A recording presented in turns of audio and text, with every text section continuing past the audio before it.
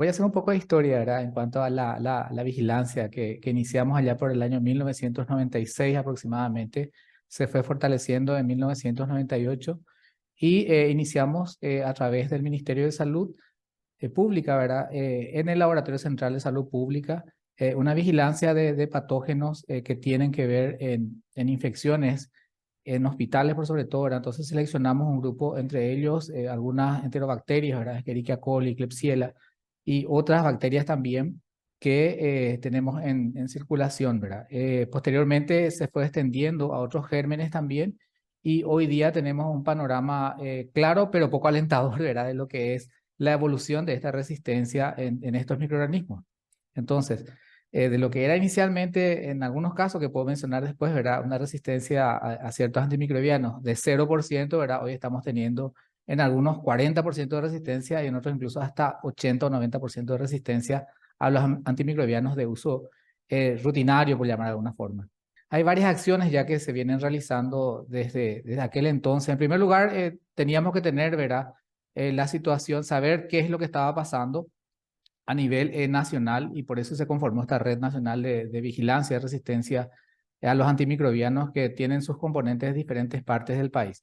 O sea que una vez que tuvimos más o menos un panorama relativamente claro, se empezaron a tener estrategias, ¿verdad? Primeramente en la forma de detección de estos mecanismos de resistencia y posteriormente también trabajando en forma conjunta con otras unidades del Ministerio de Salud para la elaboración de guías nacional para tratamiento de estas enfermedades también y otras varias acciones que puedo ir un poquitito más hacia adelante incluso, ¿verdad? Vos bien mencionaste recién, ¿verdad? Que también hay una resolución del Ministerio por el cual limita el uso de antimicrobianos o por lo menos hay una forma de que no se expida tan fácilmente como se hacía anteriormente. Eso ayuda bastante a que no se utilice en forma indiscriminada, por sobre todo en el sector comunitario, ¿verdad? Que también ahí ya tenemos, ¿verdad? Sus orígenes, como también en los hospitales de esta resistencia antimicrobiana. Hoy día tenemos ya un Comité Nacional de Vigilancia de la Resistencia Antimicrobiana conformada con varios actores, no solamente en el sector humano, sino también en el sector veterinario, ambiental, siempre también buscando la problemática desde el enfoque de una salud, ¿verdad? Entonces, son varias las acciones que se vienen haciendo. Sin embargo, es un problema que se va acrecentando desde el punto de vista que el enfoque justamente tiene que ser multidisciplinario, multisectorial, ¿verdad? Y se necesitan acciones concretas y estamos luchando contra gérmenes, ¿verdad? Que no podemos ni siquiera a simple vista ver, ¿verdad? Que son las bacterias. Entonces, es difícil, ¿verdad? Y esta problemática no solamente del país, sino que a nivel regional y mundial también, ¿verdad? Y con alta tasa de mortalidad en nuestros hospitales y también en todo el mundo. Se estableció el Plan Nacional, ya está en vigencia, ¿verdad? Y actualmente está incluso en la fase de actualización del plan que tiene 5 objetivos estratégicos, ¿verdad? En los cuales se incluyen justamente esto también, ¿verdad? La divulgación, la comunicación de esta situación para la concientización sobre el uso racional de antimicrobianos, porque esta problemática no es solamente en los hospitales, ¿verdad? O sea que esto va desde el que prescribe y el que también el que está dando, ¿verdad? Los medicamentos, así también como el que consume. Entonces, tiene diferentes aristas. Entonces, desde ahí nosotros concientizamos a que los prescriptores tengan mayor concientización acerca del uso y el daño que puede causar, ¿verdad? Una prescripción para enfermedades virales, por ejemplo, ¿verdad? También desde el punto de vista de las farmacias también, ¿verdad? Que se ciñan y se ajusten a esta resolución que está vigente ya, ¿verdad? Y también, por supuesto, desde el punto de vista de los consumidores también, ¿verdad? O sea, que la gente que no utilice, ¿verdad? No guarde esos antimicrobianos en la heladera, después de un tiempo otra vez tiene un pequeño olor de garganta, empieza a tomar. Entonces, son diferentes puntos en los cuales nosotros abordamos.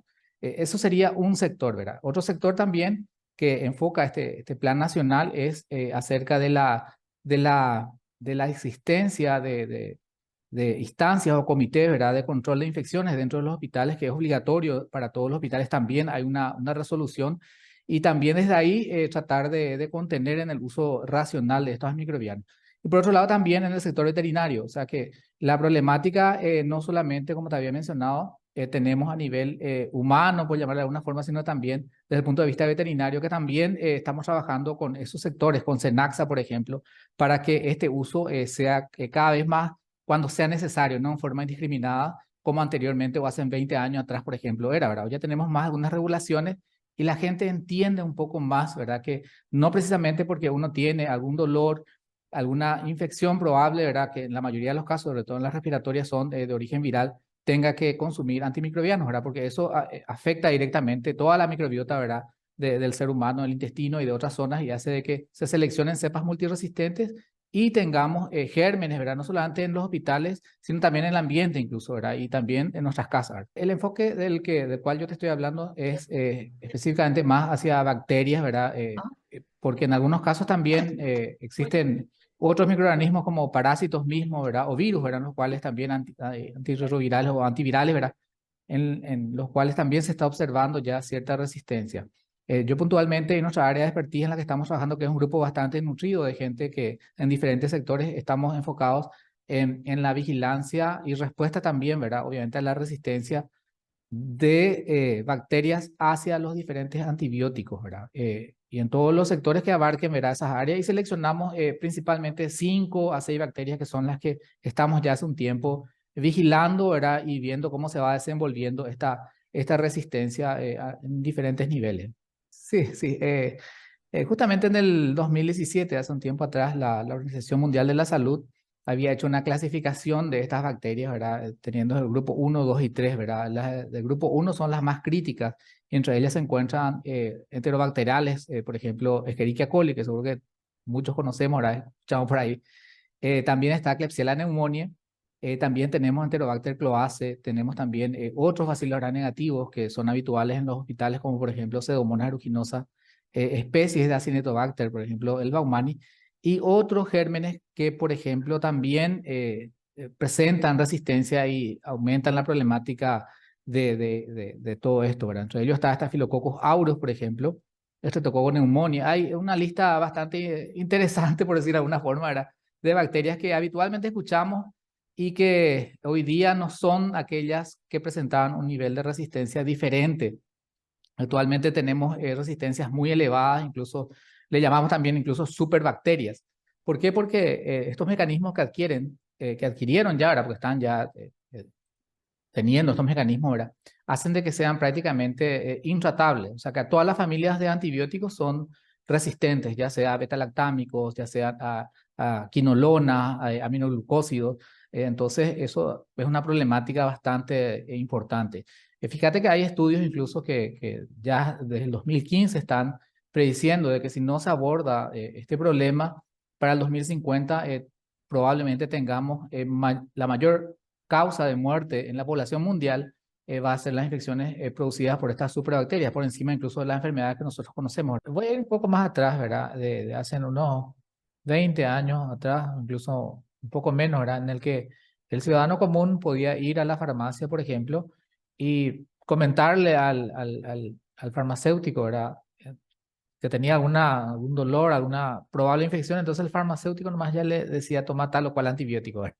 Entonces, nosotros a esta altura y después de esta resolución, por sobre todo que tuvimos en el año 2019, justamente ya en gran parte se logró por lo menos disminuir esa venta así tan libre de antimicrobianos y que obviamente después repercute en el consumo libre también sin una consulta médica. En todos los casos, primeramente, sí o sí es necesaria la consulta médica antes de consumir cualquier, no solamente antimicrobiano, ¿verdad? Cualquier medicamento es necesaria y más todavía en el caso de antibióticos, ¿verdad? Porque los antibióticos, como había mencionado antes, tiene un efecto no solamente sobre las probables bacterias, que por lo general no son, ¿verdad? Producen la infección cuando son virales, ¿verdad? Sino que sobre toda la microbiota que tiene el cuerpo, que son, pero millones de bacterias que están trabajando en forma armónica para darnos, ¿verdad? También la utilidad a ciertas sustancias. Entonces, de ahí que esta regulación vino a favorecer bastante también el libre expendio, ¿verdad? De los medicamentos, sobre todo los antibióticos, ¿verdad? Ahora, en el sector veterinario sí, también trabajando en forma conjunta con el SENAC se están logrando también algunos puntos muy importantes en cuanto a la venta controlada y limitada, ¿verdad? De los antibióticos. Incluso siempre el principal problema o donde mayormente se originan, ¿verdad? Estas bacterias, estas superbacterias que le llamamos, ¿verdad? Es generalmente en los ambientes hospitalarios y están centradas en este sector. Igualmente, ¿verdad? A través de los desechos o también por el personal mismo que eventualmente puede portar estas bacterias, pueden llevar al hogar, pueden llevar a otros centros asistenciales, pero sin embargo, también hay otros nichos a través de los cuales uno puede adquirir estas bacterias, ¿verdad? Hay varios estudios también que son un poco más recientes, este relacionamiento entre el ambiente animal, hombre, ¿verdad? En cuanto a la transmisión también de estas bacterias multiresistentes. Y también, por ejemplo, puede darse incluso a través de animales de compañía, o sea, a través de mascotas también, ¿verdad? Que tienen, si bien tienen una microbiota diferente, algunas coinciden, o si no, otras pueden tener también formas a través de las cuales pueden pasar estos mecanismos de resistencia al ser humano también. O sea que la problemática es compleja, no es solamente en el sector humano, ¿verdad? Mayoritariamente está la carga ahí, ¿verdad? Pero también tenemos y evidencia, ¿verdad? Científica también de que tienen diferentes orígenes también esta resistencia, ¿verdad? Y que se pasan de bacteria a bacteria, ¿verdad? A diferentes familias y clases también de antimicrobianos, ¿no? Se avanzó bastante de lo que eran hace años atrás, ¿verdad? No se visualizaba tal vez tanto esta problemática con este enfoque más general y más inclusivo, por llamar de alguna forma, ¿verdad? En realidad, sabes, ¿verdad? Que más que menos, por ejemplo, en el caso de los animales, se tienen mascotas, ¿verdad? Estas mascotas van al veterinario, se les administran también antimicrobianos, obviamente, ellos también tienen una microbiota, entonces es todo un círculo en el cual están involucrados varios actores, ¿verdad? Y que finalmente donde más se siente es cuando uno está hospitalizado y está con una infección real bacteriana, ¿verdad?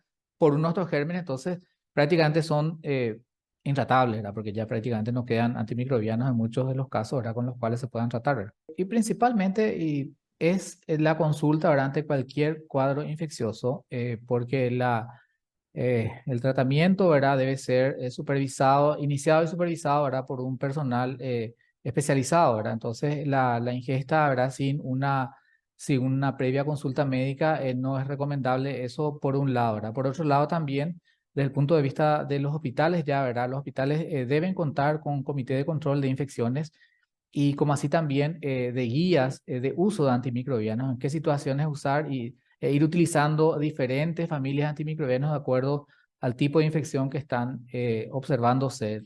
Esas son las medidas generales que se pueden mencionar, ¿verdad? Aparte del trabajo que venimos haciendo ya hace bastante tiempo, ¿verdad? Desde el Ministerio de Salud a través del Laboratorio Central de Salud Pública, es también justamente ver, ¿verdad? Cómo se va moviendo esta problemática, esta resistencia. Entonces, a partir de ahí nosotros también damos la información de cuáles son los que ya presentan una resistencia elevada, ¿verdad? Y aquellos antimicrobianos que de por ahí, ¿verdad? Cuando hay una presión más baja en su uso, pueden llegar a ser útiles también.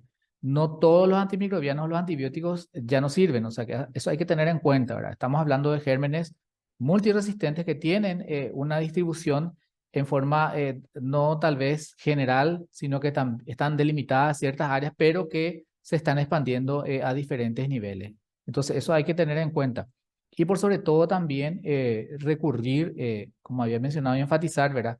A una consulta médica con especialistas cuando se tiene un probable caso de infección, ¿verdad? Y no la automedicación por sobre todo. Y también de por ahí la gente acostumbra también, eso también es habitual, ¿verdad? En las personas, ¿verdad? En las familias, de por ahí no fue incluso un cuadro infeccioso bacteriano, por ejemplo, y toma un tiempito, nota mejoría, ¿verdad? Por la evolución misma de la enfermedad, deja de tomar el antimicrobiano, sobra, ¿verdad? Después se presenta un cuadro similar de aquí a unos meses, entonces se le da otra vez ese mismo antimicrobiano, ¿verdad? Que sobró, por decirlo de alguna forma, ¿verdad? Porque tal vez funcionó no con el caso anterior. Entonces, todas esas situaciones hay que tener en cuenta para colaborar, ¿verdad? Ayudar a tratar en cierta forma, revertir o por lo menos mitigar esta situación actual que estamos padeciendo a nivel mundial, ¿verdad?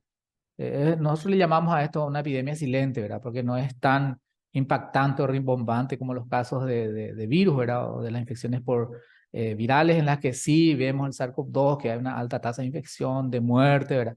Sin embargo, en nuestros hospitales nosotros vemos eso, solo que ya son en pacientes hospitalizados, ya que tienen algún tipo de comorbilidad, entonces eso hace de que no sea tan visible esto. Y por eso es que agradecemos este espacio también para un poco hablar del tema, ¿verdad? Y comentar la problemática que estamos teniendo, ¿verdad?